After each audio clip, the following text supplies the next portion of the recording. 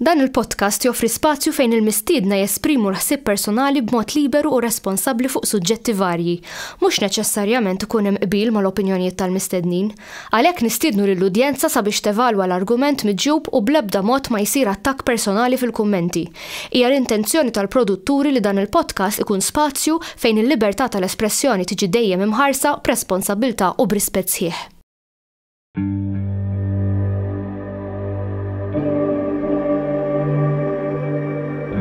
Perhaps we need some outside universal threat to make us recognize this common bound. I occasionally think how quickly our differences worldwide would vanish if we were facing an alien threat from outside this world. Nalqakom għal il-podcast, guys. Għet nitħax Mirko ma jriċ jidir fuq il-kamera, ma jriċ jiftaħu, ma nżommu. Ejdi, naqa Mirko. Mux imħallas bizzejiet. Għanna bżon sponsor. Tnej. Nej? Jotlieta. Mela, Sajan, xinu Ghost, xinu fatat? Skont t-tidbija Ghost, jew fatat, jek poltergeist, jew apparizzjoni. Għanibdaw mill-bidu apparizzjoni xini, meta n-nies jgħidu rajt nannu tijaj, rajt mara, rajt tifel. Ma. Xini xikunu din jaraw? Għamilt ħafna żmien insegwi l-wieħed Keith Parsons, ġien insemmiħ hawnhekk professuri ġifieri Ingilterra, provajna nagħmlu kuntatt ma rnexxinniex. Ngħidlu thank you lejden. Tul iż-żmien bdejt insegwi Keith Parsons għax għamel riċerka intensiva. U pratikament ġifieri jmur lura ħafna żmien, 1600s fil-medju għavu affarijiet jekk x'kienu jesploraw u jagħmlu affarijiet oħra. Mbagħad kienu jippruvaw jagħmlu seances biex jagħmlu l-ektoplasm u affarijiet oħra. Dak fi żmien Victorian mbagħad ħafna wara. Ejja, eżattament.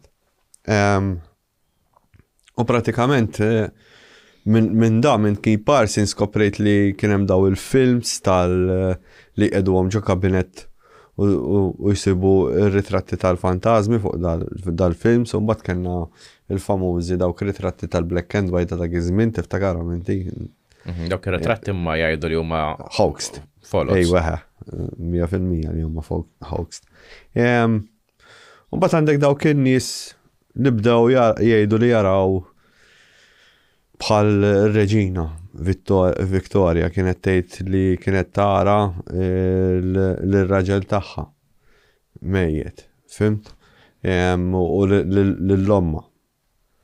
U mbagħad eżempju anke kien dawn huma affarijiet dokumentati li qed semmihom immaġina. Ejja.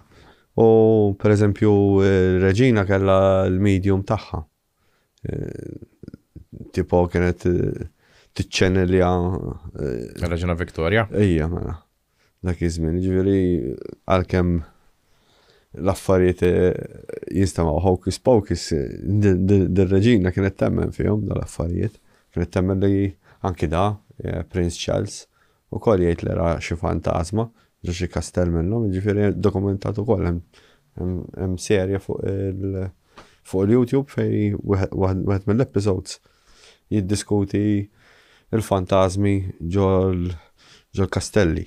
Għaw Malta nsibu apparizzjonijiet bħal per eżempju ir-raġel xieħ tal-iskora. Iva dak smajna ħafna fuqu. Smajna ħafna fuqu. Issa, dar raġel xieħ ma jissemmix għaw Malta biss, ma jisemma f'pasport u Magonja wkoll. Tiftakar kienet qratu analisi wkoll. Iva. Ġifieri dawn nsibu similaritajiet. Kullum kien, ġifieri mhux għal Malta biss ma d-dinja kollha li jaraw l-apparazzjonijiet, imma eżattament xi jkunu qed jaraw in-nies jekk hux bħal pereżempju min ikun near death experience. U jara n-nies li jkunu mejtin. Dak xi jkun qed jagħmel tkun qed jipproġetti għal moħħ. Xi ħadd jar ma jkunx qed jarahom imma jkun qed jarahom dik il-persuna biss. Jiġifieri il-persuna tkun qed titteppja ġo il-konxju, sawa? Il-konxju mhuwiex dan hawnhekk ġo moħħna, mhux il-moħħ qed jipproduċi l-konxju, ma il-konxu ġej minn x'imkien ieħor, jiġifieri aħna qed nirċievu, jaff dik l-apparazzjoni tkun it-teppja u qed jara dil-figura jew xi ħaġa. Hemm ħafna teoriji oħra, jiġifieri da mhux dit-teorija biss, hemm ħafna. Eżempju jista' jkun pereżempju l-post jirredjejtja xi avveniment jgħidu, bħal pereżempju jkollok ritratt u dar ritratt jaqpa' jidher kultant żmien. Imma fatat jista' jkun l-ispirtu ta' xi ħadd mejjed jew jista' jkun xi ħaġa oħra jew jista' jkun it-tnejn li huma. Nistgħu navvanzaw għat-trickster? Nżommu bħalissa bħala apparizzjoni. Għax għandha x'taqsam ukoll, eżempju hawn minn mhux ġas biss tjara, eżempju għandi storja nixtieq noħodha ta' xi ħadd jiġi minni. U dawk u smajta man tlieta minn nies. Ġifieri dil-istorja li kienu hemmhekk preżenti dakinhar. Daw pratikament raw xi figura nieżla libsa l-iswed u kien hemm bħal żugraga ddur mal-art. Issa, minn 5 jinkellim tlieta, it-tlieta li qalu l-istess ħaġa. Fimt? Però mhux l-istess, ikkonkludewa dik li hija stramba. Eżempju, waħda qalet li rad il-figura teresaq lejn iż-żugraga u sparixxiet. Ieħor qal li ra bħal portal dil-figura għaddiet u mbagħad sparixxiet iż-żugraga u l-ieħor qal sparixxew f'daqqa hekk, bum. Fimt, ġifieri mhux qatt jidħol hekk sparixxew f'daqqa. Ġifieri dik hija konfuża, ma t-tlieta ddiskrivew l-istess ħaġa. Dik li hija stramba. U daw kollha fis-60s, 70s.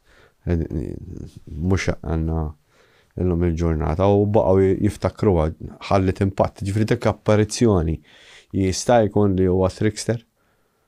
Għax eżempju mbagħad tisma' l-istorja ta' dak li mar fuq tal-Skinwalker Range fejra di xi ħaġa forma ta' diamante tidur. Ġifieri diamanti jisu żugraga viċin, quite close. Fim ċerrit nejrek ġifieri da l-avveniment għal kollum kienijiet bħala apparizzjonijiet, imma x'inhu l-intent tiegħu. Jekkux biex jitrikjak biex għalek il-kuriżità. Trickster x'jista' jkun. Ġifieri inti qed tgħid meta xi ħadd jgħid jiena rajt l-ommi, rajt in-nannu, rajt xi ħadd li jafu. X'ikun qed jara? Ikun qed jara lilu jew ikun qed jara jew kellha trickster qiegħed jilgħab logħba miegħu. Nerġgħu morru għal Keith Parsons sawa, mela u għan-nies li jkunu fi near death experience. Mela aħna nafu li jekk il-brain function jieqaf, jiġifieri jekk xi ħadd imur cardiac arrest u ma jkunx hemm qed jippampja dem ġol moħħ għandu 10 seconds u jieqaf. Issa wara dawk it-10 seconds ikun hemm brain damage. Sawa? Issa ma jfissirx li persuna tmut imma jitlaq l-ossiġenu mill-moħħ. Le, imma wara dawk l-10 sekondi jibda jsir xi tip ta' potenzjal jsir xi tip ta' ħsara. Mhux fil-moħħ biss, fl-organi kollha. Fl-organi kollha. Issa, pratikament, daw jgħidu li waqt li jtihom waqt li jaqaf il-ġisem jisibu ruhom mal-qrabat tagħhom. Fimt? U hemm diversi stejjer pereżempju mill-antik fejn min imut jintaqa' ma' xi qarib u jwaslu jew nkella jgħidlu erġgħu mur lura. Fimt? Jew nkella Peter Finwich. Ejwa. Le, Finwick. Peter Finwick kien kiteb The Art of Death. Fejn da jiddiskrivi fejn daw in-nies li jkunu qed imutu jaraw rabat tagħhom. Fim? U meta pereżempju kien hemm waħda mietet beda jgħid li kif marret hemmhekk intaqgħet ma' missiera u l-missiera qaltlu ħammu lura, qaltlu għax ir-raġel tiegħi ma fx ħsieb it-tarbija u raġet marret lura. Jiġifieri ejja ngħidu li jekk pereżempju rajti xi ħadd inti qarib tiegħek u minn x'imkien minn ġol konxu it-teppjajt inti u qed taraħ il-persuna, ġifieri jista' jkun li wara li tmut inti teqpa' ġo ta' jisu bħal vakum, fimt? Fejn tkun tista' xorta taċċessa l-realtà jew sakemm tiġi terġa' tiġi dan hawn reincarnated. Mek isek qed tammetti li dawk li ħirsa jista' jkunu vera nies ir-ruħ ta' nies li mietu jekk inti qed tiltaqa' magħhom fil-mument li inti wkoll qed tmut. Eżatt. Ġifieri inti qed tgħid li hemm post fej ruħ wara li tmut qiegħda ġo fih. Allora inti ma teskludix li daw l-apparizzjonijiet jistgħu jkunu vera nies li mietu u mhux trickster. Għalhekk li IMF u l-imbarazz l-oħra ma jaħdmux. Fimt? Imma mod ta' kif tiddetektja trickster mbagħad. Ġifieri hemm mod kif tiddetektja jekk apparition hijiex ta' ruħ ta' persuna li kien ħajja u nkella xi ħaġa li qed timita għal dik il-persuna. Eżatt. Kif ħatkun taf jekk inti x'qed tara ruħ ta' persuna li hija mejta jew nkella huwa trick li qed jipprova u x'qed jipprova fiex qed jiggannak ukoll dik. Eżattament, x'inhu l-iskop ta' xi xed jidher issa mela dak kien hemm wieħed inġinieru xjenzat li kien jaħdem ma' Bob Bigelow. Mela Bob Bigelow għal min ma jafx minnu huwa wieħed li għamel il-flus fil-bini f'Las Vegas, kontrattur insomma, u da kellu interess fil-UFOs. Bob Bigelow mhux li għandu Bigelow Space Agency. Ejja wara, mbagħad issa daħal fl-industrija tal-ispazju. U pratikament dan kellu interess fil-UFOs u kien hemm dilgħalqa dar range li jismu Skinwalker Range fejn jisiru affarijiet strambi u ilhom jisiru affarijiet strambi żmien fejn il-Komanċi kienu seħħtu dell-art u jidru UFOs, Bigfoot, entitajiet, affarijiet strambi, ġifieri, bħal wolves kbar, dire wolves, pakkagalli eżotiċi li ma ssibhomx hemmhekk ġewwuta ġifieri. U pratikament da xjenzat Jim Segala inventa dal-apparat jista' jibgħatu b'xejn milli jidher imma tkun kwalifikatu xjenzat biex jibgħatlek dal-apparat u jkun jista' jiddetektja meta l-fenomenu jkunx trickster, ġifieri parti minn dis-sistema li jidru l-apparizzjonijiet u jkun hemm affarijiet strambi. Jew nkella tkunx xi ħaġa li tteppjajt fiha inti. Tgħid ħaġa li tteppjajt fiha inti fl-ma sens. Li tkun ġejja mill-konxu minn x'imkien ieħor, ġifieri inti titteppja ġol konxu bħal meta inti tagħmel out of body experience qed tinnexxielek tara dak il-ħin.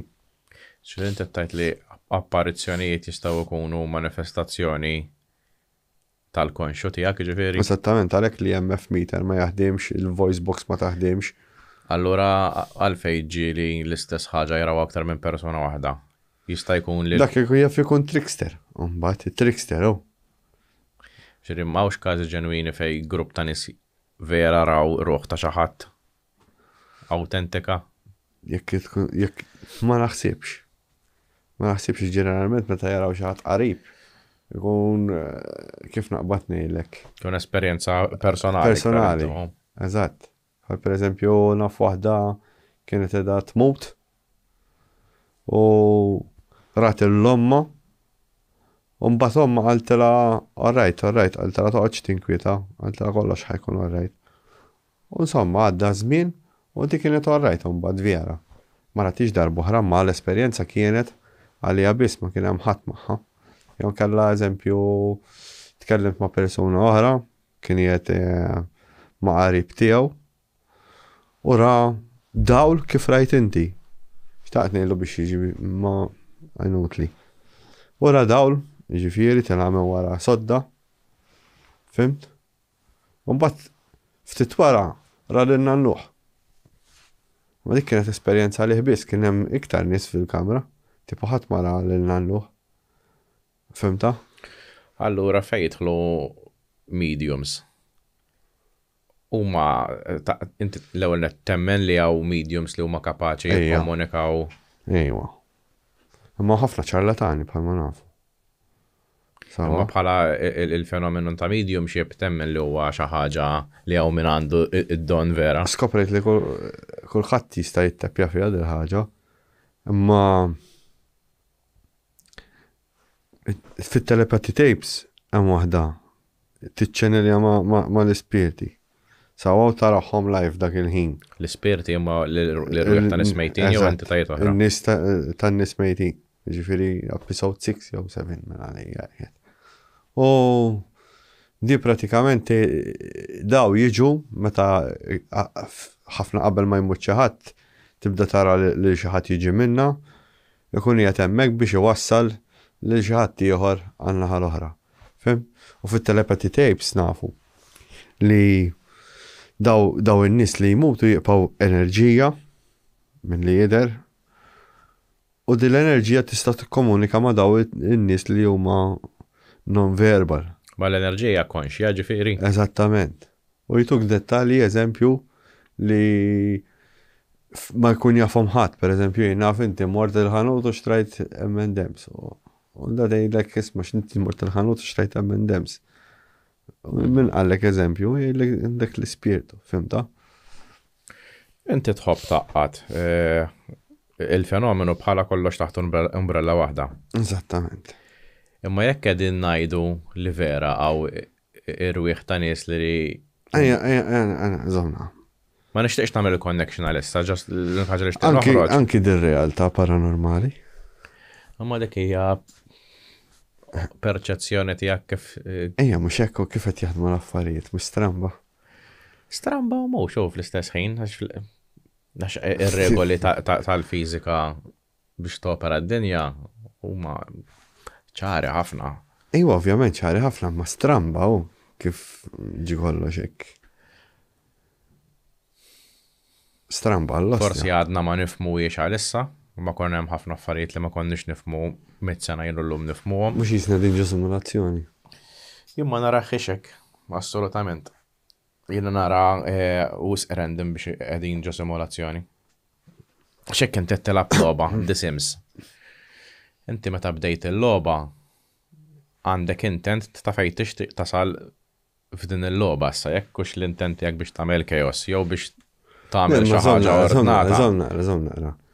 Immaġina inti, ejja nieħdu tas-Sims, sawa? U tas-Sims jirnexxilhom jittepjaw barra mill-logħba, barra mit-television. Żomna, inti għandek tas-Sims huma kull ma jafu dik ir-realtà. Dak il-physics li hemm ġo dik il-logħba.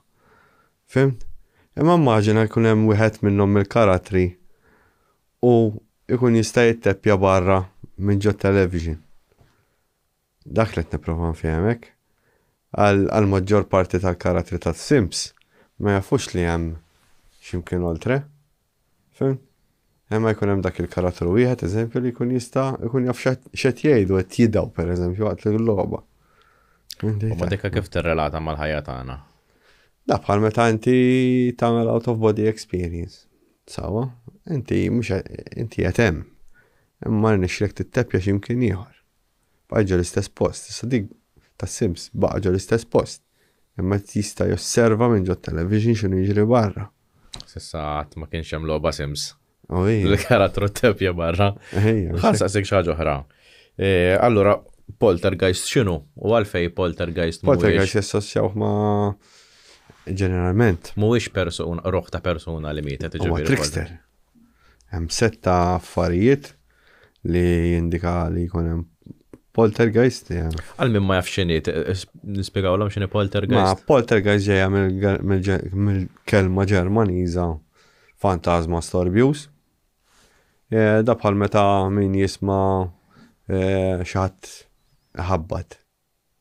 Fimti jew teħbit jisimgħu teħbit jew grief jew daw huma sett affarijiet, pereżempju bħalma ġieli semgħuni ngħid bħal dawk il-boċċi jaqgħu, ħoss tal-boċċi jaqgħu jew nkella taqbad skos boċċi u twaddabhom mal-art. Ma nafx jekk kellek xi meta kont żgħir. Le, qatt ma kelli jena. Qatt ma kellek, l-ostja. Insomma, isek skos boċċi u waddabthom mal-art. Jiġifieri qed nipprova nassoċja il-ħsejjes. Ma meta l-affarijiet jiċċaqalqu wieħedhom dak mhux ukoll huwa poltergeist jew Jista' jkun anke per eżempju bħal meta rajt inti d-dawl waqt l-Olympics. Għal minn ma qatt mennija l-istorja tiegħek. mhix xi storja Majda Mirko. Għajna jdu aktar tard, ħalli ma niddevjawx. Le, xe, parti minna. Diħa tidħol f'ħafna affarijiet bħala esperjenza. Bħala poltergeist. X'inhu allura jekk mhux persuna Poltergeist jista' jkun mejta? pereżempju bħal meta jaraw dik il-figura sewda. Fim? Kanna intervista ta' ħabib tiegħi. Jiġifieri poltergeist tkun ukoll apparizzjonijiet, jiġifieri. Ejja, ma. Għax inti dejjem qabel l-apparazzjoni dejjem meta inti għandek poltergeist. Sa poltergeist jista' jkun hitchhiker. Parti mill-fenomenu tal-hitchhiker. Sawa? Issa mmorru l-hitchhiker. Jiġifieri inti tkun tmur f'post u ġorru Ġorru miegħek. Mhux bil-fors. Jista' jkun pereżempju tkun close ma' xi ħadd. U jiddeċidi li jidillek. Fim? Fej konna, madonna, xkon ħammut. Il-poltergeist, għaliex poltergeist mhuwiex ruħ ta' xi ħadd mejjed. Ne, għaxu trickster u eżempju il-ħoss, l-ewwel tisma' l-istorbi u hekk. Per eżempju għandna intervista fejn l-ewwel beda jisma' bħal friket u skiken iċeħċku. U li huwa bum, spot on. U mbagħad ra dik il-figura telab mar-radio. Fem, jiġifieri trickster, man. Imbagħad naf eżempju xi ħadd ieħor li kont tetlek biħilu ħafna fejn da mort id-dar għandu u ma jsejħulu l-mistieden, jew bil-kontra naħseb iktar huma mistiednin hemmhekk. Da l-perjodu jagħmel perjodu jimmanifesta ruħu mbagħad jieqaf. U darba minnhom ġifier ħar ritratti da. Konna ddiskutejni aħna li kellhom is-siġġiet din ibbilanċjati fuq il-ponta mbagħad inti qed li taf il xi ħadd li jimla kamra sieħa. Mbagħad kien ħabib tiegħi jagħmilha wkoll jiġifieri. Imma l-ħaġa stramba tibbilanċja l-affarijiet fuq mbagħad iktar diffiċli. Jiġifieri dik waħda mill-affarijiet strambi. Eżempju li ommu ddaħħal l-affarijiet ġol kabort mbagħad issibhom barra. Saqsejt jekk kienx dimensja jew affarijiet oħra, nispera ma tawx għalik. U għalli le, għax tipo daw l-affarijiet ilhom jiġru. Fimta? U jista' jkun id-dawl ukoll l-esperjenza inti. Ġifieri bħala poltergeist u jkollu intenzjonijiet ħżiena, ġifieri. Ibeżżak jew għandek il-kurjożità kollha għandhom skop. Fim? Ma qatt kien hemm każ ta' fej poltergeist u weġġa persuna jew. Mhux eżattament weġġa persuna. Kien hemm Most Haunted minn għalija jismu dak il-programm. Issa niċċekkja x'ismu. Mbagħad iċċekkjajta u smajta f'ħafna dħalt YouTube insomma u qatt nisma' l-istejjer biex nara kif varjaw xu insomma kollha l-istess ħaġa qalu. Da pratikament kien hemm wieħed kien dejjem isawtu nannuh jabbużah nannuh u nannuh miet. Fim? U dak kien qiegħed il-ħabs. Ħareġ mill-ħabs, mar jara nannuh u telaq insomma, reġa' daħal il-ħabs. Wara li ħareġ mill-ħabs kien qiegħed għand sħabu għax ma kellux fejn joqgħod u beda jidrippja l-ilma mill-art għal fuq, jiġifieri qisu bla gravità. U mill-ħitan beda ħiereġ u jitla' l fuq. U insomma, u da kull meta jkurri qed tiġri dil-biċċa tax-xogħol. Fimt, jiġifieri meta jorqod tiġri dil-biċċa tax-xogħol. U kien jgħid għax imbagħad reġgħu daħluh il-ħabs u fiċ-ċella beda jagħmel l-istess. Tistgħu issegwuha ġifieri din-l-istorja. U beda jgħid li nannuh beda jippersegwitah wara mewtu. Issa jista' jkun li trickster uża lil nannuh biex jitrikjaħ u juża dal-fenomenu biex juri l-kapaċità tiegħu. Imma għalfej jagħmel daqshekk effort għal persuna waħda. Għax inti għamilt da bħal meta kien ikollok fil-Vjetnam kienu jidħlu jew il-plotun ħajkun kbir ta' 21 soldat u jagħmlu l-istorbju biex tajt qegħdin hemmhekk. Sawa, imma jew nkella tista' tidħol bi 3 min-nies. Toħloq inċidenti żgħar bħal naf taqtalhom il-telefon jew xi ħaġa jew hekk u titlaq. U hekk inti tgħid il-lostja fuq alert. Fimt għalhekk trickster? Daw inċidenti żgħar ikunu li ġeneralment ma jweġġaw ħadd. Għallek il-kurżità u bum u jitlaq mbagħad. Meta tgħid għallek il-kurżità. Biex inti tiskopri x'inhu x'kurżità jgħallek. Jimin jgħidlu xi ma nibżax u dan hekk forget it. Kulħadd għandu tip ta' biża' li hija primittiva l-ħaġa. Immaġina dal-fenomenu qed jiffidja minn dal-affarijiet qed jitħaq bik. Għax inti ħadd tibża' u ħateqpa tinkwieta fuq għal-ħaġa x'daw ma. Mhux ħajħu minna billi inti tibżaw tinkwieta. Inti meta ninduna meta xi ħadd ikun għadda minn esperjenza paranormali ħanejlek għaxix. Għax inti jew bħal fidi ġifieri temmen li hemm xi ħaġa paranormali u qatt ma tkun rajt. Jew nkella ikunu raw daw in-nies xi ħaġa paranormali u tiffakjahom għall-ostja. Ġifieri daw jabdu u jinvestu ħin biex jippruvaw jiskopru minn xi xaddew. Hemmhekk inkun naf ngħid ostja dil-persuna il-ħila li ġeneralment imorru fuq affarijiet ħżiena, fuq affarijiet taċċuċati tal-IMF tal-dija u l-voice box. Sanet għandi mistoqsijiet fuqhom u l-ostival. Mela. L-IMF meter jaħdem meta jkun hemm xi ħaġa ta' trickster. Mhux xi ħaġa ta' roħi jew spiritu. Dik għandi mistoqsijiet speċifiċi fuq l-IMF meter. Però x'inhi l-aħħar ħaġa li saqsejtek għax naħseb ma rispondejtnix 100%. Asna. Biex nitkellem ngħidu affarijiet. Ejwa. Mela għax inti dejjem issemmi jiffidja xi trid tajt bija eżatt imma meta tajt fis-sens dan għalfej x'ħajjeħu billi qed ibeżza ġast da muqran jħobb jibilgħu f'sormu jew hemm motivazzjoni ulterjuri għalfej għandu jbeżza persuna. Ġeneralment min jara jufu jesperjenza l-poltergeist. Il-biċċa kbira. Qabel jew wara? Ta' ġili qabel ġili wara. U dejjem jibdew jisu lej early teens l-affarijiet jiġru. Jista' jkun li jkun qed jimmanifesta xi ħaġa li jekk inti tkun weak u tibża jew buzz u jitħaq bħal amusement show. Ġifieri da huwa il-fenomenu ta' poltergeist huwa entertainment, ġifieri. Eżatt. Ġifieri m'hemmx skop da mhux qed jipprova jgħaddi messaġġ jew. Imma ngħidu xi ħaġa oħra. Ħantik xi ħaġa l-fenomenu kemm vera fucking jaħdem stramp. 3 min-nies qegħdin danaw fil-ġungla. Le, 2 kienu dawk. Qed jistadu u wieħed minnhom qabad isaffar insomma kif kienu sejrin lura d-dar tal-Brażil insejt fejn. Qedni għaddi l-istorja. Kolla semmini ajwa.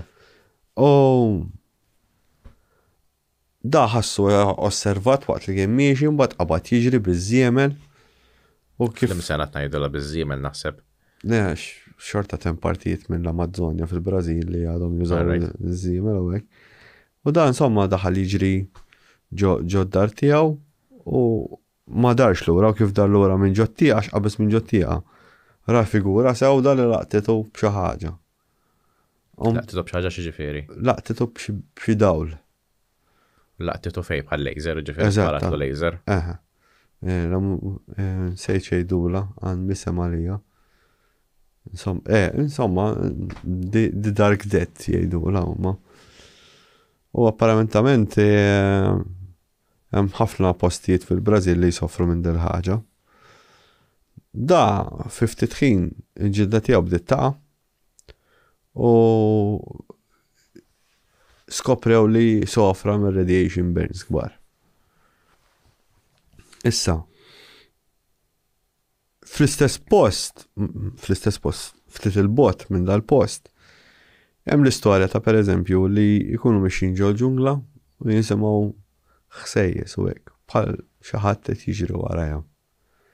Imma qatt ma jagħmilhom xejn, ġust li qed hemmhekk qed jiġri warajhom. Ma jistax ikun annimal fis-sens. Ma annimal ejdli inti. Ħajqgħod x'imkien daħa tarah inti.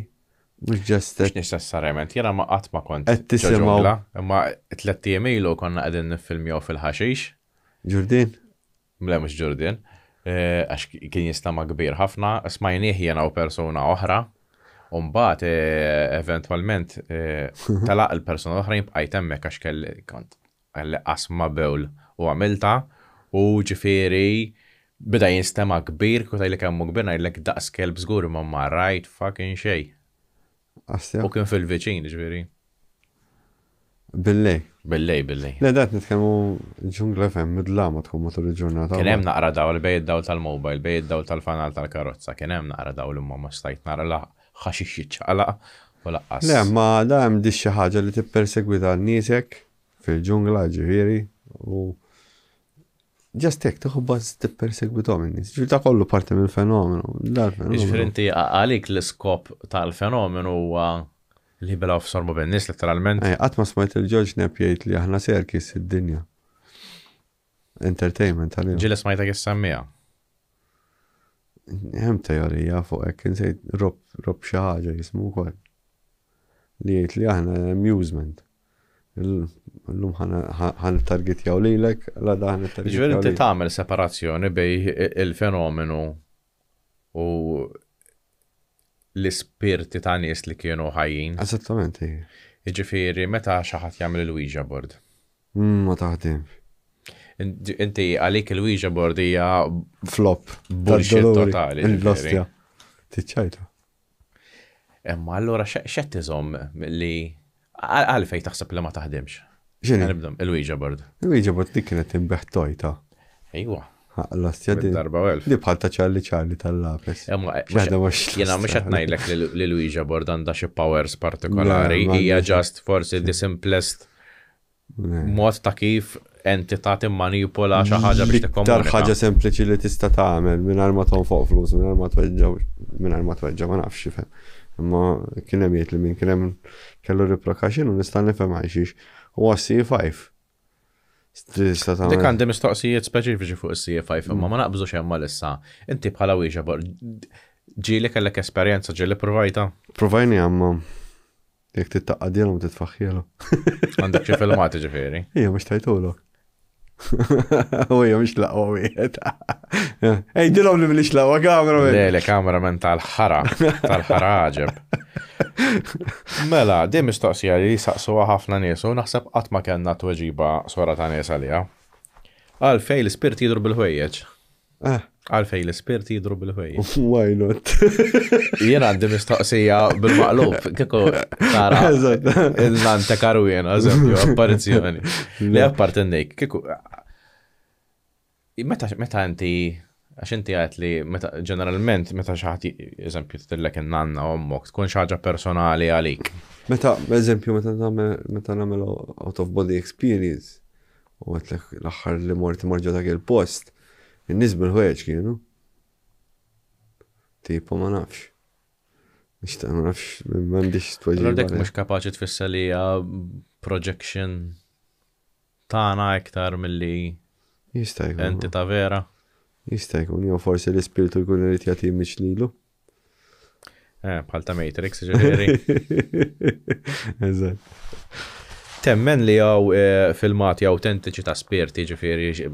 Ne, ta' trickster jew ma ta' spirti le. All right. Meta tajt ta' trickster, jien ġieli rajt filmati sa jekk mhux autentiċi jew fis-sens. Hemm filmati fejn jidhru figuri. Ne. Hemm distinzjoni. Ibda biex jekk tara ħatara xi ħaġa bħal l-unika video li hemm rib tiegħu jiet fuq l-internet ta' dik il-kamra fej infetaħ rajtu?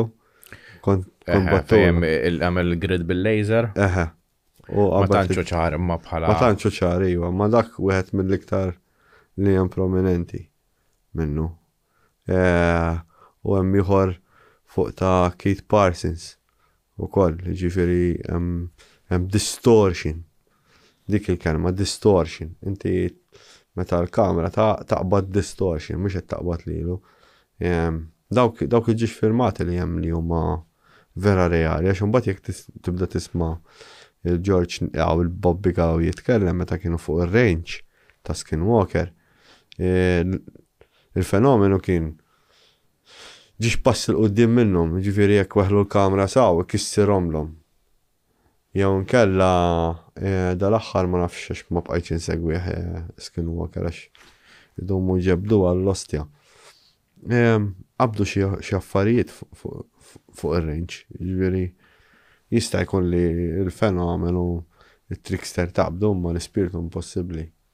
Għara, ġifieri daw il-videos jew ritratti jew sounds li jaqbdu huma tal-fenomenu tal-poltergeist iktar milli l-ispirtu. Skonċ ħoss. Nduru għalija mill-ewwel mela. Mela, jena għaw xi metodi ta' kif tirrekordja spiritu se jekkux bħala stampa, jekkux bħala ħoss, jekkux bħala enerġija forsi tifluctuatja. Biex t-detektja spiritu? Le, l-spiritu minn tixa t-detektja. Fim? Jista' jkun l-kuxjenza hija xi ħaġa quantum, fim? Li l-moħħ da sar studju. Il-kuxjenza jew l-konoxxenza. Jiġifieri għax il-konxju. Right studies fej jgħidlek consciousness is quantum. Eżatt, rajta ta' Penrose. Ma tħallx fija fid-dettal imma għax at a certain point issir. Diffiċli ħafna. Ejwa, lek qed nipprova l-anestesista li kiteb dil-paper ġifieri. Jindika li jisma' da xi ħaġa hija quantum, fimt ġifieri inti tittepja ġoda l-istream li għaddej bħalissa. Għalhekk qed ngħidlek li l-ispiritu m'hemmx ċans li tiddetektja hekk għax hu mill-lider tikkollapsja ħabba l-gravità ħaġa. Allora inti qed taraħ true dil-live stream. Mhux fir-realtà allura m'hemmx mezz ta' kif taqbdu. Il-poltergeist, il-trickster se jaħlu li trid, il-cosmic trickster se jaħlu li trid dak tista' tiddetektjah. Għalhekk Jim Segal għamel dik l-apparat. Jiġifieri fejn jidħlu EVP. EVP huwa l-metodu kif tirrekordja il-vuċi ta' spiritu. Bullshit. Nakollu bullshit tal-white noise u hekk. Da-aħħar qatt nara li kull hemm trasmissjoni tal-vapuri jibbounsjaw fl-atmosfera u jerġgħu jinqabdu. Kif jista' jkun? Le, qatt ma talt fiha. Jiġifieri EVP għal ma jafx EVP kull huwa radio li jiskenja channels waħdu u fil-opinjoni tiegħu l-ikbar kazzata li teżistix kull ma jagħmel jaqgħad sillabi minn stazzjonijiet tar-radio differenti u dak li jkun jipprova jinterpreta x'in il-kelma. Mhux hekk. Issa fejn jidħol EMF meter. L-EMF meter huwa dak il-meter li jixa bl-intensità skont jekk l-għajdutu jekk hemmx spiritu fil-viċinanza. L-EMF jista' jaqbad il-fenomenu tal-poltergeist ma mhux ħajaqbad. Forget it. U kurżitak għalfej poltergeist jagħmel differenza fl-electromagnetic field allura. Anki Geiger counter jiddetektja l-fenomenu. Alright. Ta' trickster poltergeist. X'inti dat jopera. Geiger counter ma jafx huwa li kejjel ir-radjazzjoni. U jopera b'element. Mhux ġifieri juża heavy element biex jaħdem. Geiger counter. Il-fenomenu huwa atterat għal-radioattività. Ukoll, ġifieri jekk inti tmur ġo post li jkun radioattiv hemm ċans li tara xi affarijiet strambi għall-ostja. Issa jekk hux dik ir-radioattività taffettwa il-post. Xi ħaġa hemm. Jiġifieri jew rekords ta' radioattività u fejn jaraw xi fenomeni jiġifieri. Ejja. U x'fenomeni jaraw ġeneralment? Inti bat li dak l-istudju milux ta' Malta fejn kien hemm l-iktar Aha. li huwa hotspots. Fej, huwa dan huwa studju fejn Malta u l-iktar kif taqbattajt? Postijiet radioattivi bil-radon. Bil-radium. Radium l-istess ħaġa. Issa għandek il-qammieħ kemm għandna stejjer qammieħ, melli ħanna ħafna. U naħa tal-aħraġ tal-melli ħanna dak tal-UFO. Ta' Arnold. Ta' dak is-soldat. Ġifieri kemm għandna stejjer ġo dik il-biċċa. U mbagħad għandna ġuża mifsud. Jien kont naħseb li l-UFO ħalla impatt radioattiv fuq il-post, imma illum il-ġurnata wasalt tal-konklużjoni li hija bil-kontra. Il-UFO kien attirat għal dak il-post fejn kien hemm ġuża. Ġuża jew għamlet għax inti meta tissettja intenzjoni mill-lider daw tkun grupp jew waħdek, tkun grupp taħdem iktar imma tkun waħdek taħdem ukoll. Provajta. Biex nispjegawlhom ta' ġuża għax minn dal-istudju ħareġ li l-Gergenti huwa wieħed mill-iktar post li għandu radium fih bħala ammont. Ammont, eħe. Jista' jkun pereżempju li dak l-ilma mirakolus li pratikament jaħdem bħal radon, jekk inti kollok felula u toqgħod titfala radon di ħajn ix-xifa. Minn ma jafx kien hemm min da jużah biex jitratta xi tumuri jew xi ħaġa oħra wkoll. Bħal meta kien hemm dik il-persuna li hemm fuq biografiji li kien jiġbed l-ilma minn ġom nieħru u nxtorbitlu l-qarnita li kellox qarnita. Jiena sebt studji ġifieri Malta qatt ma sar fej ilma kkontaminat bir-radon jekk tikkun smaħ mhux qed ngħidu ammont żgħir ta' radon, ma jekk tikkun smaħ overall jista' jagħmel ġid ukoll. Jagħmel ġid ukoll, imma mhux dejjem. Le, mhux dejjem ikun. Mhux dejjem. Dak fil-1900s kienu jużaw bħala jisekkat Panadol. Flokkat Panadol tieħu naqra minnu. Kien hemm wieħed tant kemm kien jieħu minnu li kien spiċċa bla xeda, kien wieħed jilab il-golf rajtu. Hemm ir-ritratti online. Hemm ħafna minnhom fake, imma hemm l-autentiċi sibhom. U Radon Girls, rajthom Radon Girls. Ejwa, dika famuża. Allura, jekk xogħol il-poltergeist huwa li belaw f'sormu bin-nies. X'inhu xogħol l-ispirtu ġenwin? Għandhom xi task jew min jaf jew waslok xi messaġġ jew xi ħaġa jista' jgħidilek fil-ħolm l-ispirtu. Jekk inti l-ewwel 3 sigħat tiegħek tarqathom out of body experience. Jista' jkun li inti tittepja ġod il-parti ta' dal-feed u tagħmel komunikazzjoni. Spjegati l-ewwel parti tal-ħolm tkun out of body experience di x'inhi eżatt? Hemm studju li beda juri li jisma' inti ġeneralment kif tidħol fl-ewwel parti tal-irqad tiegħek l-ewwel 3 sigħat inti qiegħed daqstik out of body experience hawn min jaqlibhom għal lucid dreams jitfix parti minn ġol moħħ insej ġejdula u inti tkun qed toħlom luċidu allura inti tqum u qed tiftakru kollu l-ħolm jew nkella inti qed tittepja ġod ir-realtà. L-istess fej qed isir dal-ħolm u qed tirnexxielek qed tikkomunika man-naħa l-oħra. Għalhekk int tkun reali. Inti taf li l-aħħar waħda kienet ħafna reali għalija. Ma m'għandix informazzjoni. Kelli naqa. Kienet naqa fakjata l-ħaġa. Ġifieri meta inti qed tgħid lucid dreaming. Lucid dreaming u out of body huma l-istess ħaġa?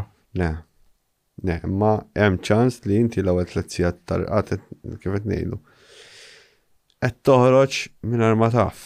Jiġifieri mhux eżattament out of body experience jiena qed narahom ġixa hemm waħda li tkun awtomatika li kulħadd jgħaddi minnha u jiftakarha tkun imprinted sewwa. U joħroġ eżatt għax il-moħħ jitriggerja xi ħaġa u jagħmel exit. Emergency exit jiġifieri. Inti minn out of body experience qatt minn ħateqpa' moħħel hemmhekk. Għax mingħajr il-konxju tiegħek ġismek mhux ħajaħdem. Dawk imorru tnejn flimkien, għalhekk inti ma toħroġ. Kien hemm insaqsa l-aħħar darba tistax tibqa' Le, forget it. Però jista' jagħmel emergency exit għax diġratli issa ġifieri jiena provajt nagħmel out of body experience u dal out of body experience kienet totalment fucking differenti. Fakjatni naqra fem. U jisni rajta bħall-istorja ta' Scrooge. Passat biha, tajtek naqdet tal-fuq. Interessanti. Iġifieri, meta aħna ħanġu morru għal-poltergeist, dan huwa spiritu wieħed li jimmanifesta f'postijiet differenti jew ħafna poltergeist differenti?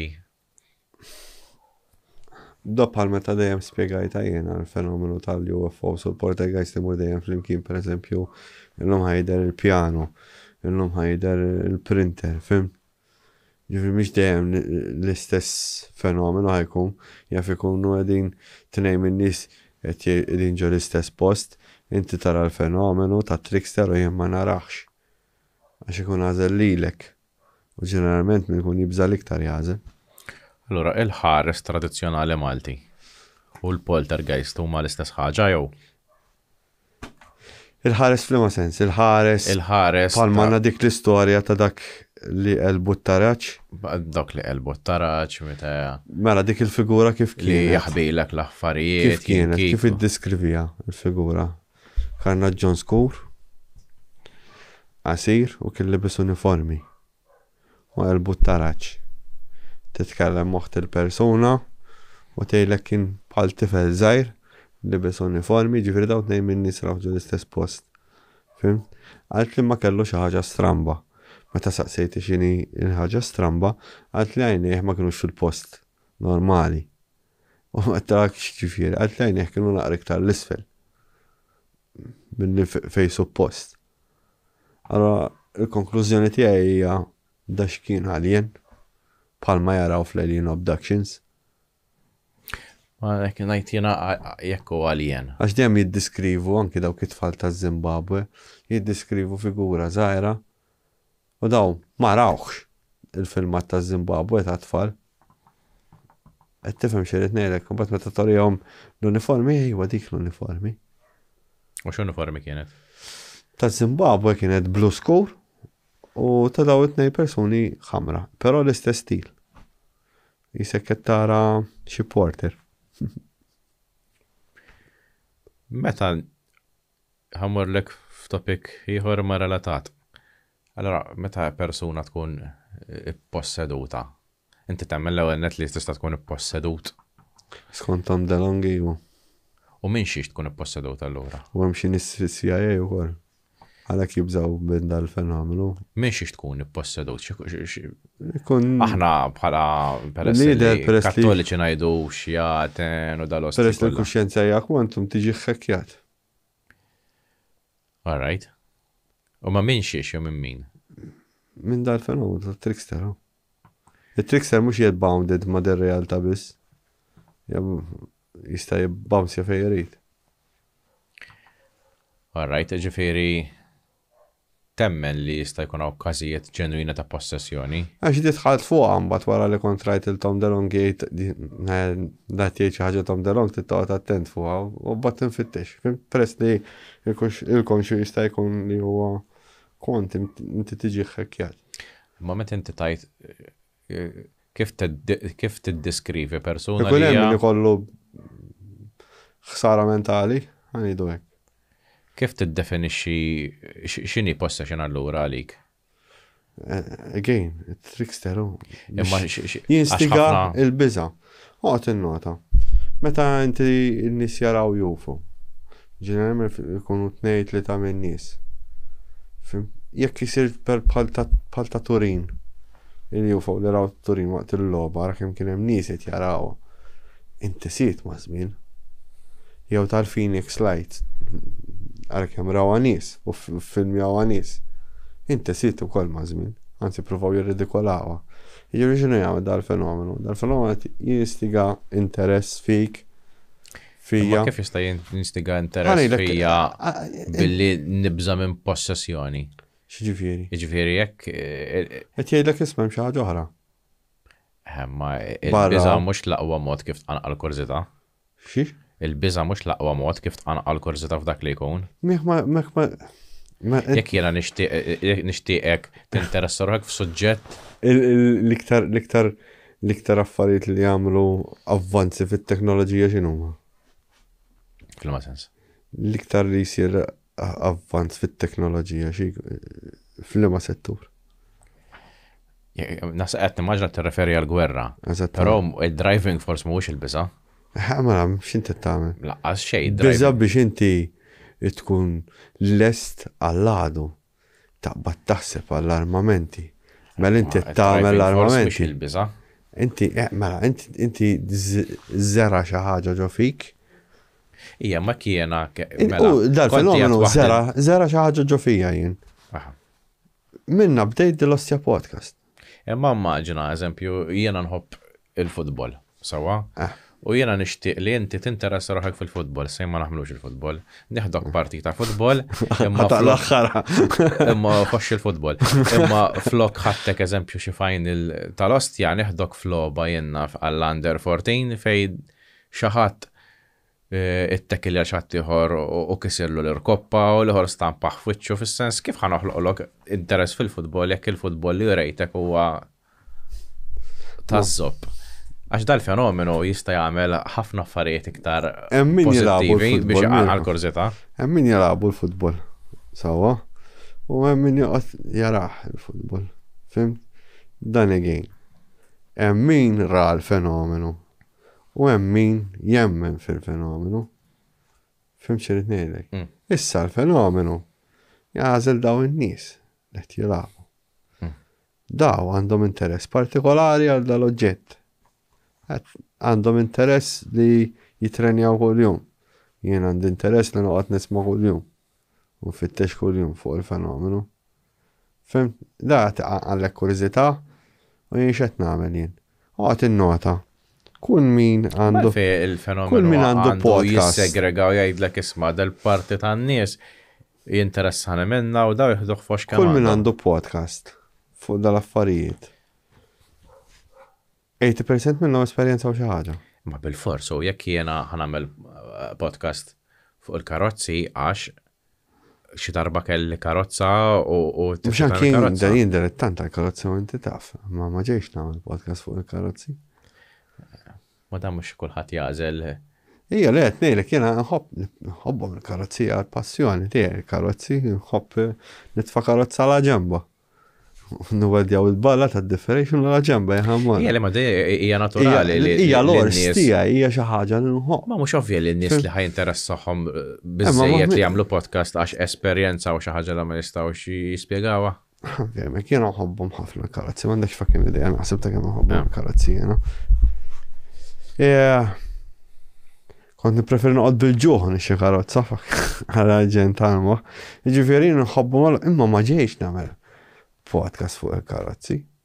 Għax il-karozzi ma ħallew lix impatt kif ħalli l-fenomenu fuqi. Fim? U il-fenomenu minn eta żgħira orini xi ħaġa isma' hemm xi ħaġa oltre minn dak li tara. Fim? Għax jiena kieku ma rajtx dik il-ħaġa f'10 snin. Kieku ma rajtx dik il-ħaġa 12 sena wara. Sawa ta' 22. U ma rajx ta' 2019 ma konċ ħan nibda din. Però l-interess, xinkun qed nitlef l-interess, ġifieri għaddew 12 sena, bat nitlef l-interess. Kif kważi tlift l-interess kollu. Bum, derli fenomenu. Kif reġa għadda żmien 10 snin bat nitlef l-interess fih. Reġa bum. Reġa derli, fim? Inti ftit ilu għadha kemm li il-fenomenu qiegħed hemmhekk biex jibelaw f'sormu bin-nies. Eżattament. Ma f'dal każ tajt li għandu funzjoni, purpose qed jagħmilha apposta. Qed jagħmilha apposta wkoll, eżattament. Allura mhux biex jibelaw f'sormu bin-nies. Mux xort qed jibbilgħu f'sorm, mhux qed jibbilgħu f'sorm u bija qed nagħmel podcast, suppost ħobset nagħmel. Allura għandu raġuni għal xiex. Ija mhux hekk. Entertainment hu. Ma entertainment. Entertainment. Nara naqa simplistika jena billi tajt taqta lajn entertainment. Simplistika kif? Mnidem huwa l-iktar ħaġa interessanti għall-ostja. Le, simplistika. Ħafna xadin irrabjati jiġġieldu jagħmlu bombi nukleari. Li da mandux la l-unika ħsib li għandu jiblaw f'sorma bejna ma jinteressax. Inti rajtu dak hemm. Mit-traġitt tagħna, imma apparentement jinteressax kif titlef l-interess. Ej. Allura jinteressax għandu aim, għandu irrid jasal x'imkien. Mhux ovvju għandu interess. Le, għandu interess għax għandu skop, irrid jasal x'imkien. Mhux hekk tru żmien. U x'inhu dak l-iskop imma? Biex inti dejjem tkun taf li qed hemm. Fim? Da narċiżistek ġast. Eżattament, da bħal meta jkollok pisu dejjem hemmhekk. Qed hemm fuq spaltek, dejjem x'imkien. Eżempju, ma taddix ġurnata li ma nismax il-kelma UFO illum il-ġurnata. Fimti jew fenomenu jew xi ħaġa oħra. Qabel ma konx nagħti każ daqshekk il-ħin kollu, fim? Issa espandiet il-ħaġa għalhekk ħanieħu break minnu. Ħanagħmel bħal Kristu ħammar 40 jum fil-deżert. L-aljeni huma spirti allura fis-sens. Le. Għax dik isaqsuha ħafna. Le. Ġifieri għax inti peress għadhom f'kappa waħda. Eżatt. Inti temmen li kien hawn nies li actually raw figura ta' alien. Allura dak x'inhu dak huwa animal bħalna li jgħix ġo galassi oħra jew huwa. U android. Ġeneralment ikunu androids. Il-figuri l-griżi huma androids. Dawk li naraw iż-żar. Il-craft hija konxja. Mhux ir-robot. Il-craft hija konxja għax annimali u għax hija artificial intelligence. Tista' sejħel annimal? Hemm tgħidu li qed jikklassifikawhom f'diża kategoriji differenti. Maqsumin fit-tlieta, settijiet ta' tlieta sewwa. Set minnhom qed jgħidu li huma annimali. Tip ta' annimali daw li qed jgħidu. Annimal ta' dinja jew annimal minn dinja oħra? Minn din id-dinja li għandu propertajiet li jista' jitravelja f'postijiet oħra. Da jekk naqbdu UFO għandu DNA ġifieri? Most likely kollox għandu DNA f'dan l-universu. Allura di imma jekk isa qed twaqqa l-istorja ta' Bob Lazar għal-ħara jekk kollha. F'liema sens. Għaxu daħal ġo xi ħaġa li hija metallika li għandha sit. Għandek 3 kategoriji. Dak is-sit mhux qegħdin hemmhekk bħal meta jkollu rajtu Flight of the Navigator. Ejwa, ilu ħafna. L-istess ħaġa. Ma Flight of the Navigator naħseb jagħmilha ċara li hija artificial intelligence. Eżatt, konxju. Ma mhuwiex animal. Il-ħadit ma jimbaramx u jibda l-forma. Aħna għandna ħadid fid-dinja, eżempju l-indium li huwa tafġu bidejk literalment. Ma mhux konxu dak il-ħadid. Imma l-fetajt l-ħadid huwa konxu, jekk għandek computer jimmanipula materjal, il-computer huwa sa ċertu punt konxu. Esattament, imma hu parti sieħa. Inti meta darba kien hemm wieħed qal fejn sparaw projectile fuq UFO. UFO kellu ħsara u dal-UFO tranġa waħdu dak il-ħin. Jom kalla dejjem nisimgħu il-famuża li jaqbdu dik il-pjanċa jafġuha u kif jitilquha terġa' tieħu l-forma li kienet. Għandhom il-ġurnata għandna l-memorija iron jew xi jduru. Ma dak minna li iqsa fejna fien kunċett differenti għax jinvolvi jekk titfawx fi sħana biex jerġgħu l-forma oriġinali tiegħu. Eżattament. Ma gen eżempju dal-metalli tafġu u jerġa' jieħu x-shape tiegħu. Qatt ma rajni kien ħlif. Ġiris ma jibdawk il-blalen li jsibu tal-ħadid? L-spheres? Le. Mela, dak kien hemm koppja u il-raġel kien jgħid fil-kampanja u sabda dal-ballun tal-ħadid. li raħ niżel dal-ballun tal-ħadit u ma niżilx bissa, ħa niżel bil-motek u trember. U deċida li jihdu d-dar. U ħalli hemm id-dar, u beda jinnota, meta jdoq il-kitarra, dal-ballun taqbad id-dur. U filmat ieħor juri, insomma, fl-istess da li bdejt nara. UFO, il-normali, dak li naraw aħna bħalma jara Bob Lazar, bħalma Bob Lazar, insomma. Tlieta minn daw il-blalen, wieħed fuq u tnej isfel fil-ġem. Mixin ma dal-UFO, emmek jiet ġifiri s-sibuħ.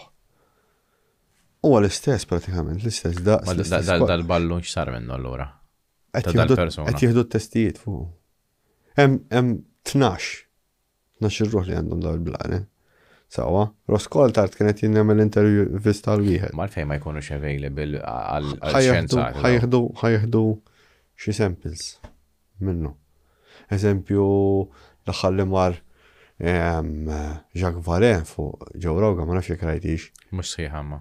Kien hemm avveniment fejn dal-UFO letteralment beżaq il-ħadid. U meta analizzawh, skoprew li huwa stainless steel. L-insibu hawnhekk, ġifieri. Nkella jinnaf dal-materjal il-bismit li tisibu.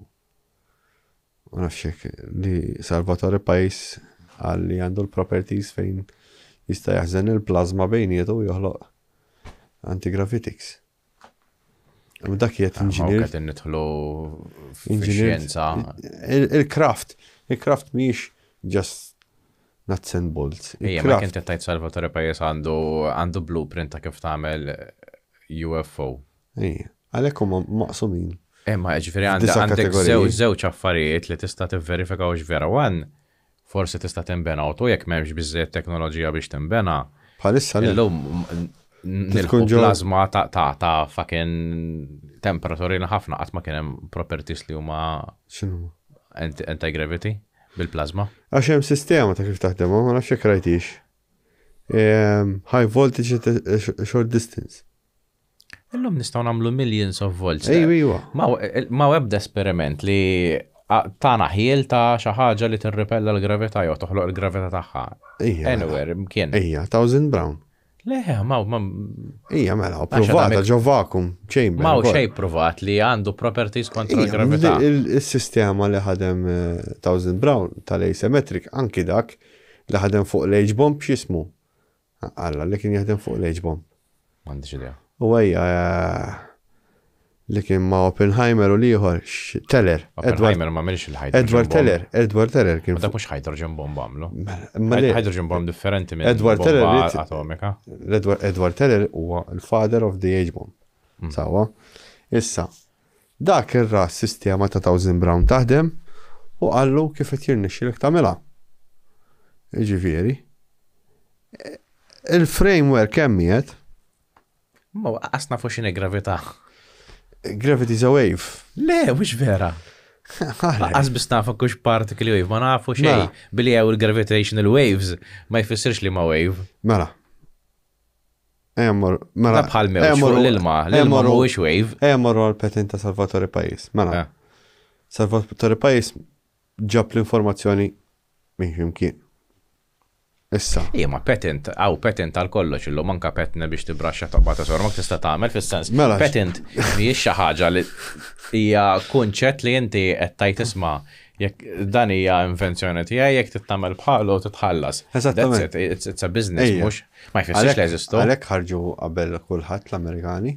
Jien nista' noħloq patent ta' mera li tara l-futur u l-passat. Ma jfissirx li dil-mera ħa taħdem. Dik iċ-Ċiniża li kienet taħdem fuq l-Amerikani u kienet qalet li krekkjat il-gravità. Wara li krekkjat il-gravità, x'ġara? Xej. Għaxix. Għax mhux vera. Taħseb. U inti taħseb li fucking l-Amerikani u r-Russi u ċ-Ċiniżi u l-Indjani kieku alla tista' tikkrekkja l-gravità.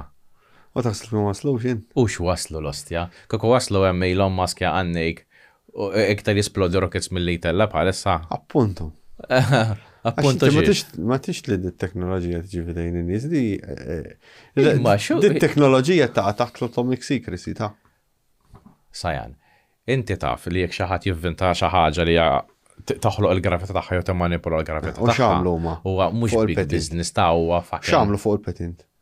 Mela l-patent Salvatore Pajis ħareġ. Ah. 3 patents Mm. sawa, wieħed għaddewolu Mm. u fuq it-tnejn l-oħra kien hemm li daw diġà joperaw u ma ddewhomlux. Mhux tfisser di, jekk xi ħadd hemm xi ħaġa fil-moħbi. X'għal fil-moħbi ħadd tagħmel patent għal jafġieħ Kristu Hemm ta'. xi ħaġa, mela skulli. U x'tagħmel patent, jekk xi taħbija tagħmel patent Inti tagħha. daw x'għamlu, daw żeraw l-ewwel waħda qalu smaħna għandna dit-teknoloġija. Ah. Issek inti tkun tittuża dit-teknoloġija inti taf lilna l-armata tal-Amerika. Biex huma inti dejjem għandek kontroll fuqha. X'kontroll għandek? Patent taf x'inhi patent Ija hija. naf. Issa, jekk jiena rrid nagħmel bħala rrid inħallsek. Titħallas. Hemmhekk jiena fucking Ċiniż u rrid nekkopja, ma ħalla xejn ħala bibżobbi. U Ma nagħmilha, jekk hija Iċ-Ċiniżi waslu pari għal l-Amerikani fuq għat-teknoloġija. jiena naħseb l-iżbal tiegħek u ta' ħafna li interessuhom mill-UFOs u jgħidu li dawn huwa fenomenu teknoloġiku. Ma taħsbux fuq l-implikazzjoni xi tfisser meta Hemm xi ħadd tliet jirna xi sezzjonijiet. manipula l-gravità. Hemm 3 sezzjonijiet tal-fenomenu. Mm. Sawa. Għandek dawk li huma annimali, dawk li huma teknoloġiċi u dawk li huma ġejjin minn x'imkien ieħor li ma U daw nafux xejn jesistu kollha at the same time. at the same time. Sawa. Għalhekk huma klassifikati taħt 9 affarijiet fit-3 sezzjonijiet 3, 3 u 3. Issa, dawk li huma teknoloġiċi li nafu ftit fuqhom mill-lider, ftit żgħira. Għandhom konnessjoni mal-baħar, għax dejjem jidru fuq il-baħar, u x'aktarx li għandna xi teknoloġija minn tagħhom li tkellem David Grush fuqhom. Issa, jekk immaġina l-Gvern Amerikan irnexxielu jikkrekkja xi ħaġa 3000 Brown. Mela x'ġara da fit-33 waqal UFO Magenta u il-Nazzisti bdew jistudjawh flimkien mal-faxxisti. Kif saħnet il-gwerra, dal UFO spiċċa l-Vatikan, jew xi proprjetà tal-Vatikan mill-lieder, u kif daħlu l-Amerikani l-Italja ġabruh u ħaduh magħhom. Minn hemmhekk imbagħad kellek il-crash ta' Trinity, ħajkonna interview dal-waqt fuq ma' Paula Harris. Mela inti għandek it-tieni UFO, mela għandek qabel Roswell dan qed nitkellmu. Jindika mit-tieni UFO li daw l-aljeni kienu under stress, jiġifieri mhux bħal meta naraw il-UFO li waqgħet fil-Vjetnam u l-aljeni ta' ġol UFO intfew. Hemm differenza bejnietom. Għandek dawk li jidru jisom insetti li qed jużaw dit-teknoloġija jew jkunu qegħdin ġo xi bajda jew ġo xi flying saucer minn daw il-komuni, u mbagħad għandek dawk li jkunu qegħdin ġo jisom jellyfish. Dawk li jkunu jisom jinnaf it-tiktak. Dawk mill-li jidher il-humanoids li jkollhom jintfew kif tiqafi. Jiġifieri għandek differenza fejn il-kraft hemm minnhom hija konxa u hemm l-oħrajn li huma drivinu. Dik id-differenza. U għandek l-oħrajn li ma nafu xejn fuqhom. Xejn. Ġifdaw ġej minn ximkien, ġej minn wara s-satelliti, hemm video li tkellem fuq Christopher Mellon, fleet ta' UFO deħli minn wara s-satelliti, ġifieri. Li daw assolutament ma nafu fucking xejn. Xejn, ġifieri. CE5. X'inhu CE5? CE5 ma tantx inħobb nagħmel jiena. X'inhu huma? Kif ikollok tispjega il-fatt li ma jafx. Da, again, Dr. Greer ħareġ b'dis-sistema ta' CE5 fejn again tisma' ħsejjes u affarietek u skoprejt li bil-headphones taħdem aħjar mill nisimgħuh kif nisimgħuh is-soltu bil-headphones taħdem aħjar. Sawa? Għax da essenzjalment kull ma jagħmellek bil-headphones.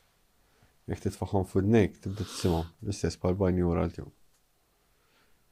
Allora inti xed tagħmel inti tissinkronizza moħħok biex inti tipprova titteppja ġo xi ħaġa. Tissettja intenzjoni u jaf jidillek. Tista' tkun iktar ma tkun iktar taħdem, imma jaf taħdem meta tkun persuna waħdek ukoll. Is-C5 hija l-Ouija board tal-UFOs x'inhi? Hija xi ħaġa hemm min jista' jitteppja easy fuq għad il-ħaġa. Dawk li llum il-ġurnata tisejħulhom psionics. Da pratikament dal-aħħar ħareġ dak Jake Barber jitkellem fejn jgħid li hemm xi nies li għandhom dil kapaċità li jkunu jistgħu jsejħu il-UFO. U hemm min innexxielu isuq il-UFO wkoll. Ġifieri min isuq il-UFO. Jiġifieri jiġi merged mal-UFO. Jiġi abducted. Mhux abducted. Il-konxju ta' dan tas-psionics jingħaqad mal-konxju ta' del-UFO. Jiġifieri hemm persuna li apparti jaraw UFO jistgħu jikkontrollaw il-moviment tagħha wkoll. Ejja. U dit tmur lura fejn hemm skrittura fejn kien hemm nies li kienu jużawhom da fi żmien diffiċli. Bħal xiex. Bħal pereżempju tkun ġej attakkat mill-għadu jew xi ħaġa oħra. Ġinti tajt storja fl-istorja fil-passat, ġifieri. Immaġina meta 70,000 sena ilu ġara xi ħaġa u l-bniedem infired. Minnu mar taħt il-baħar u minnu baqa' fuq l-art. Dak ta' taħt il-baħar avvanzaw għall-ostja u ħolqu dis-sistema fejn tkun id-dinja qed tipproteġi. Fim? U inti jekk tkun taf bħal cheat. Inti tkun tista' issejjaħ daw u tkun tista' ssuhom. Għalhekk dawk il-vimanas u n-nies li jtiru affarijiet oħra. Jkollhom poteri kbar. Naf, sound farfetched. Farfetched dal-ostja jena nħok rasi bħalissa ġifieri. Le daw kollha din teorija ma mhux bil-fors li nemminhom, imma hemm medinu. Inti qatt ma smajt ix-xit li kien jgħid Tom DeLonge qabel. Jiena nipprova nsegwi sajna fl-opinjoni tiegħi. Imma dak x'issibhom ħafna. Kulħadd jgħid xeba fucking shit. Inklużi ġifieri. Ħafna mix-xit li kien jgħid Tom DeLonge kważi kollu ħareġ taħseb fis-Senat Amerikan. Imma billi ħraġ fis-Senat Amerikan ifisser li xi ħadd irrepeta xi ħaġa li kien qabel. Ejja ma fis-sens jekk tgħid li jisma' naf da laqgħet rajna fucking biċċa minn UFO laqgħet rajna biċċa minn fucking ma rajna xejn. U issa jippruvaw iktar ma jgħaddi żmien ninħoss li flok il-ħaġa tissolva aktar qed tikkomplika ruħha b'tali mod li jinqas hemm ċans provi biex jiġġustifikaw il-provi antiki joħorġu b'teorija u tlendix għall-ostja. Ejju, dik problema. Jiena qed nara sejra lura l-biċċa xogħol mhux il-qudiem. Ħafna sejra lura l-biċċa tax-xogħol. Eżempju bħal dak Kirkpatrick ma kienx qed jagħmel xogħol sew u keċċuh. Issa jaraw qiegħda tmur ġo xi range fejn qed joperaw da Jake Barber aw ta' Skywatch. Jiġifieri hemm xi ħaġa minn. Jekk daw is-psionics jirnexxilhom isuqu dil-UFO u qed jippjanaw li jniżlu UFO għax dak huwa t-tir ta' Jake Barber li jillendjaw UFO bil-ħila ta' psionics. Ġifieri psionics jieħu over jimmerġja il-konxju tiegħu mal-konxju tal-xismu tal-UFO u jillendjaw dil-UFO dak it-tir tagħhom. Ma jridux li jwaqqawhom. U għandhom xi sistema li jużaw il-whistle. Dog whistle li sejħu laqma. Fejn da jisparaw xi ħoss u jirnexxilhom isejħu il-daw il-UFOs ukoll. Jiġifieri quite easy minn lider. Irid ikollok it-teknoloġija available. Inti fil-bidu meta semmejt li is-CO5 taħt li ma toħoġ pjaċir tagħmilha jew ma nafx kif għal xiex. Mhux tajjeb. Għalfejn mhux tajjeb. X'hemm repercussions. Li huma? Daħlek f'ħafna shit. Jiena ġieli mort meta jagħmlu C5 ta' kontatt UFO Malta. Rajtin. Ma ħadd ma qal li kien hemm xi repercussions wara. Ma kemm kienet il-bogħod. Ġifieri inti tajt li r-repercussions huma jekk fiżikament tkun viċin tal-oġġetti ġifieri minħabba radjazzjoni jew hekk hemm affarijiet oħra. Efhem kellna problemi wara. Eżempju taf li ma nistax nagħmel barat, permli hekk. Jisum minn hemm beda li ma nista' noħorġin. Imma daw allerġi u hekk jiżviluppaw naturalment. Ma jisum minn dak iż-żmien, dak il-perjodu. Dak l-ilma. Ma dik hija. Ma nafx jiena għalija jisom minn dak. Tista' ssib correlation f'kollox u. Ejwa, ma minn dak iż-żmien bdiet il-ħaġa. Jisu tipo qabel kull ma kont allerġiku għal penicillin, issa kważi allerġiku. Fi biex jiruk kemm huwa argument fallut jgħidlek il-global warming beda meta spiċċaw il-pirati. Bħala dejta hija vera, ma jfissirx li. Insomma, titfak fix-xit eżempju. Ġinti tara riskju meta tagħmel C5. Ejwa. Tfak tajja po, anke fuq taħdem bil-biża, fim? Ġinti ġieli għamel C5.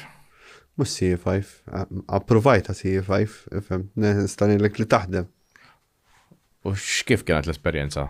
Xejn tfajt it-tons u hekk u setjajt intenzjoni għax qed naqra fuq għal ħaġa.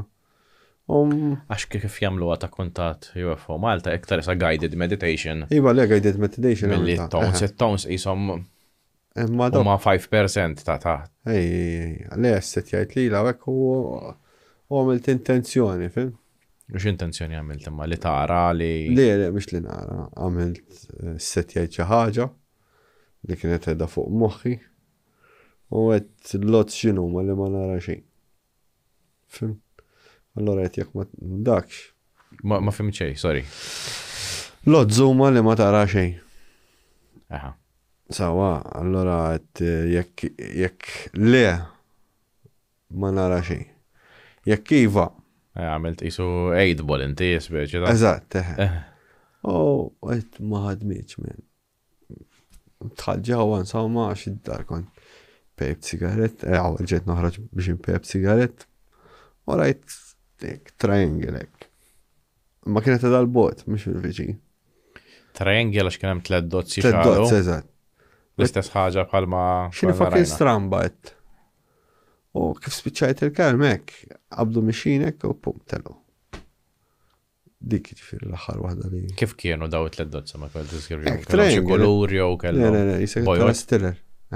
Kom ma ċaqalqux, ġifieri huma stiller. Għal-moment qed stiller għal l-ewwel darba xi spiċċajta dis-C5 qed ma ħadmitx u fil-verità dejjem isu wara taħdem wara ċertu ħin, mhux dak il-ħin. Għax jekk toqgħod tara takkit kienu qed iżarmaw l-ewwel darba. Ma tieni darba mill-ewwel, Tieni darba mill-ewwel. Ejwa. Għax jien niftakar kont mort bil-kelba u dik il-kelba toqgħod tinbaħ meta jkun hemm il-kwiet. U kont qiegħed fil-karozza magħha kif lestew ħriġt mill-karozza u kien hemm x'ismu 3 dots orange. Wien ilħaqthom isu l-aħħar 10 seconds qed jiffejdjaw. Mill-ewwel ġifieri mill-ewwel instantly. Astja.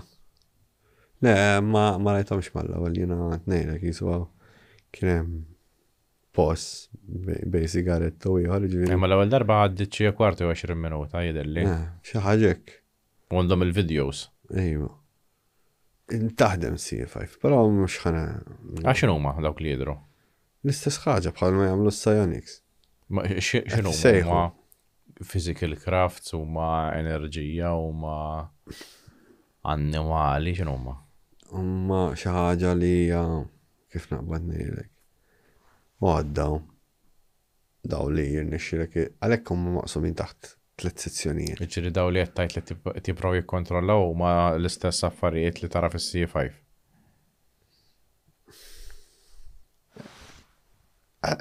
Daw kedin 3 sezzjonijiet maqsumi fi 3 partijiet kull waħda. Waħda minnhom hija it-trickster, il-fenomenu ta' trickster fejn dal-fenomenu li s-sejjaħ mhux kollu tajjeb. Fimt jafhem minnu ħażin, għalhekk kienet maqsum fi 3. Ġifieri kull maqsum fi 3 għal 3 darbiet. Għandek it-tajjeb, għandek il-ħażin u għandek li m'għandux x'jaqsam.